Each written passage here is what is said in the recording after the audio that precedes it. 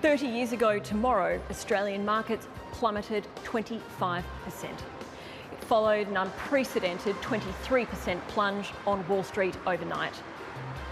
Coming up on the program, we speak to those at the centre of the drama. We have exclusive interviews with 1980s business titan Sir Ron Briley, stockbroker Brent Potts, and former Treasurer and Prime Minister Paul Keating. So we've now got the Dow popping the valves again as the motor roars on.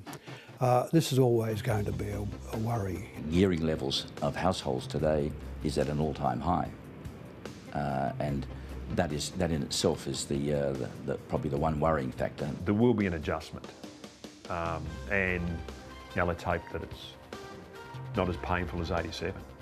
I think inevitably there'll be a correction in the market, and I can tell you when that will be, when interest rates start rising again.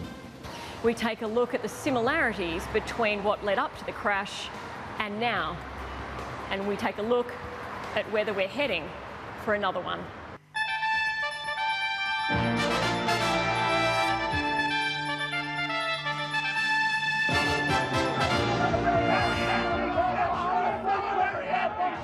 Since earlier this morning, brokers' phones have been running hot with orders to sell at the best price available.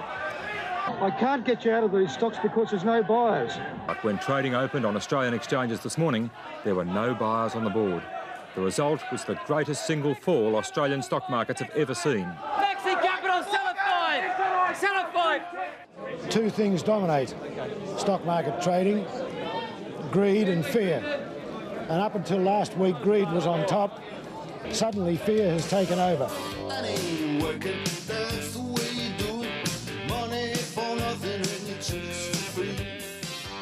The Australian market fell for most of the day.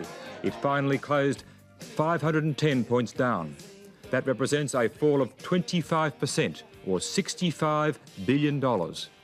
The Dow index fell an incredible 508 points, or almost 23%, losing a staggering $1.1 thousand billion. Sweet dreams are made of these. The market at the moment is down 312 points. There's no sign of any recovery. It's a worldwide financial crisis. Everybody's looking for something. Materials sell at 40. For investors who had a sense of humour about today's record crash, this sign said it all. One seasoned investor summed up the mood by saying there will be more than the usual number of suicides across Australia tonight. Renee Rivkin's gold worry bead certainly got a workout. There is no doubt that today heralded the end of the 5-year bull stock market. It'll be many years before yesterday's levels are reached again. So, what caused the crash? It's still a question being asked 30 years on, and there's still no definitive answer. One factor was what some like to call irrational exuberance, but Gordon Gecko has another word. Greed, for lack of a better word, is good. Greed is right. Greed works. Greed clarifies, cuts through, and captures the essence of the evolutionary spirit. You didn't understand the value of money because the market had been going up for quite a period of time, and it was very easy to make money in 87. In the 1980s, Jeff Wilson was a high-flying Australian stockbroker on Wall Street in the middle of a debt-fueled frenzy. I suppose like anything, when something is easy to make money, then it's not going to last for long, and people just weren't pricing in the risk. Back in Australia, stockbroker Brent Potts was at the centre of some of the biggest and most successful takeovers Australia has ever seen, working for the entrepreneurs who had limitless cash. Well, there was plenty of cash around. Following the deregulation of the banking system, the only place they could lend to was corporate Australia. And so they actually, to a certain extent, threw money at corporate Australia in an attempt to buy market share. Alan Bond, Robert Holmes-a-Court and Christopher Skase became household names as they used debt to propel themselves to the top of the corporate ladder and onto the stock market, awarded their very own Entrepreneurs Index. The global explosion in debt had the support of the most powerful central banker in the world, as he told Congress just 5 months before the crash. Banking business, by its nature, is risk-taking. Show me a bank which doesn't take any risks, and I will show you a bank which has no economic purpose. Greenspan was a serial bubble blower, fundamentally. That may be the case, but Alan Greenspan was moving towards pricking the bubble. In '87, he was hiking interest rates.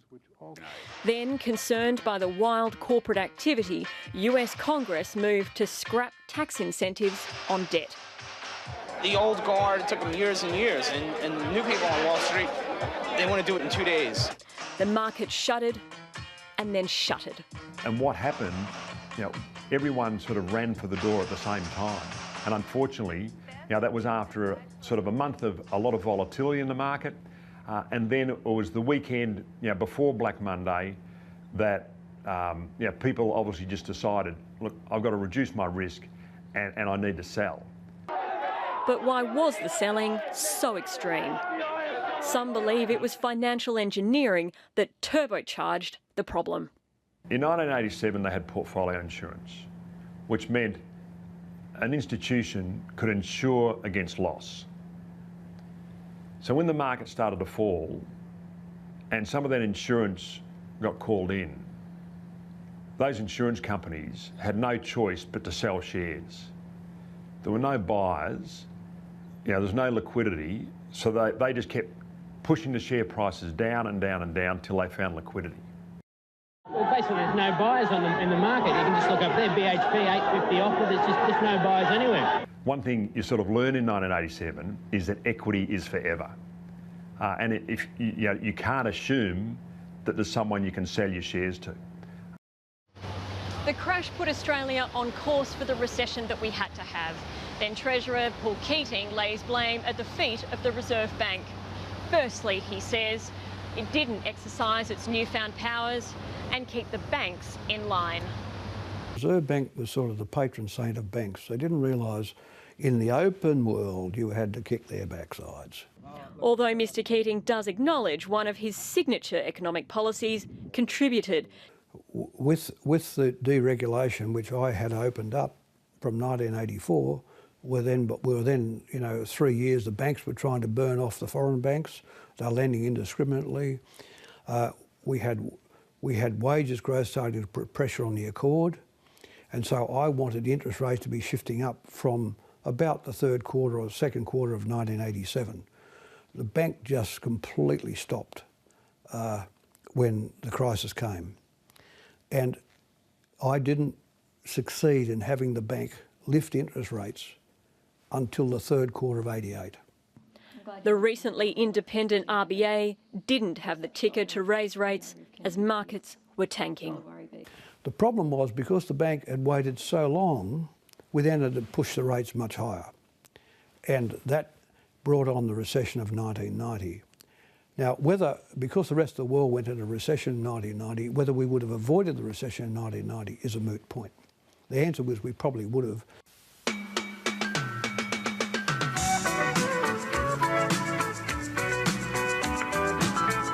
The crash was also the death knell for the entrepreneurs. The likes of Alan Bond, Christopher Skase, Robert Holmes-a-Court and John Elliott had become household names with their audacious takeovers and colourful exploits. When I started, the ultimate aim was money. The only thing that's unusual, really, if one looks at it, is the relative size. All of a sudden, this little company, which is a private tractor firm, tractor franchise, makes a bid for BHP.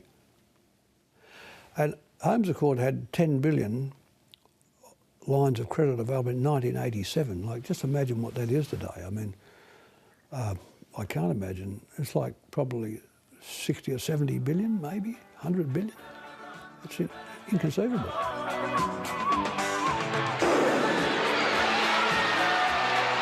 Because that group, the entrepreneurs, were doing so well, the Australian Stock Exchange created an index called the Entrepreneurial Index, which made up 10% of the market by capitalisation on the 1st of October 87. In parts, it reads like a rogues gallery: Adler's FAI Insurance, Bond Corporation and Scase's Quintex Group. But within a year, that list had almost halved, with some notable names missing. Only 2 companies survived until 1996, when the ASX discontinued the index. Both were owned by Sir Ron Briley. 1987 will be a crunch year for many of the newer companies. He survived and thrived out of the crash, perhaps because he sensed it was coming. I viewed our ability to raise large sums of money as an asset rather than a liability. And it was probably during 1987 I began to get a bit worried about our total level of indebtedness, which then was something like 11 billion. Sir Ron was one of the most feared corporate raiders of the time, pouncing on vulnerable businesses. In the 80s, there was a club around. It was called Club 2000. Club 2000 involved a whole pile of directors who had cross-board relationships, who stagnated, didn't do much to improve the earnings of companies, and as a result, along comes the Sir Ron and raids it, and either improves the earnings or gets control of it. For better and sometimes worse, these entrepreneurs attacked the cosy, cosseted Directors Club with deals that reshaped corporate Australia. Some of the ones that were, for example, done by like Christopher Scase were over the top. I think the raid into Fairfax by young Warwick Fairfax was way over the top.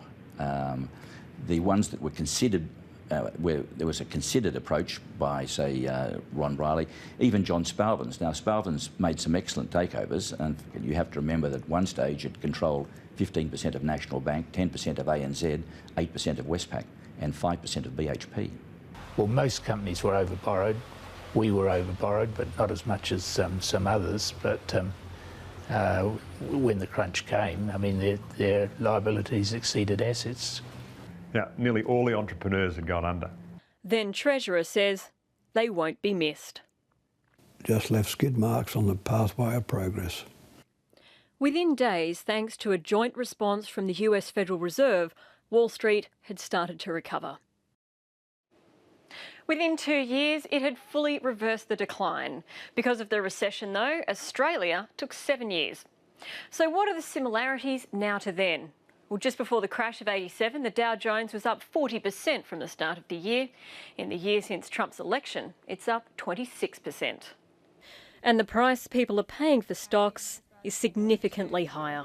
In those days, the normal range of the market used to be on a PE basis, somewhere, if it fell to 12, 13, it was at the low end. If it got to 18, it was at the high end.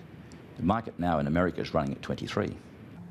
I don't think there's the irrational exuberance in the market yet. Yeah, it hasn't, of the bubble, there hasn't been a big blow-off, but there are a number of similarities in terms of mispricing risk. You know, I think with record low interest rates, people aren't correctly pricing risk. And debt? There's so much debt again. In 1987, the problem was corporate borrowing. This time, it's governments and their central banks. If you look at the US debt today, it's running at $20 to $21 trillion. The Fed has been into very bad behaviour for a long time. The whole point of the quantitative easing has been to push investors into higher levels of risk. That's the essence of the policy. And they've taken on the risk with gusto, right? So we've now got the Dow popping the valves again as the motor roars on. This is always going to be a worry, you know. It's not just in the US. The Reserve Bank Governor has made it clear Australian rates must rise too. Some fear history will repeat itself. There'll be a correction in the market, and I can tell you when that will be. It's when interest rates start rising again. Consumers who've borrowed too much, they'll be the first affected, and then that'll extend into the corporate sector. And people don't sort of realise what a 1% move can do. But if interest rates are 4% for a mortgage, say, and you raise it from 4 to 5, it doesn't sound much, 1%. It's 25% increase. So that means your monthly repayments go up by 25%. But the former Treasurer and Prime Minister sees it the other way. If I were the Reserve Bank today, I'd be very cautious about asset prices. I would be cautious about asset prices. And so I'd be quicker on the up lever than not. And Jeff Wilson says lessons haven't been learned about financial instruments that can be markets' undoing. Now, unfortunately, you have a similar structure, which is a passive structure, similar to portfolio insurance in those days, which is exchange-traded funds, ETFs. If all of a sudden the herd decides to run the other way and everyone wants their money out of the ETFs, and to me, ETFs are the things that scare me about, or the things that I think are the greatest risk for the stability of our market.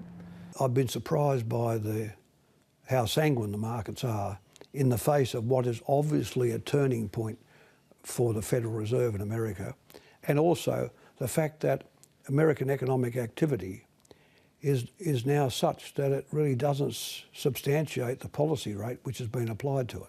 There will be an adjustment, and let's hope that it's not as painful as 87.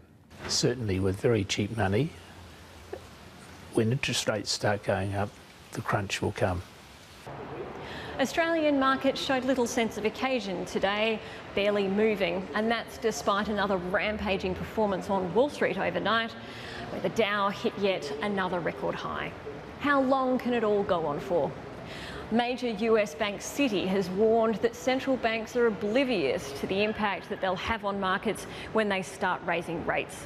And now the US Treasury Secretary is warning that unless US tax cuts are passed, markets will dive. There's so many triggers, you wonder whether any of them will be pulled. That's all from the business. I'm Elise Morgan. Good night.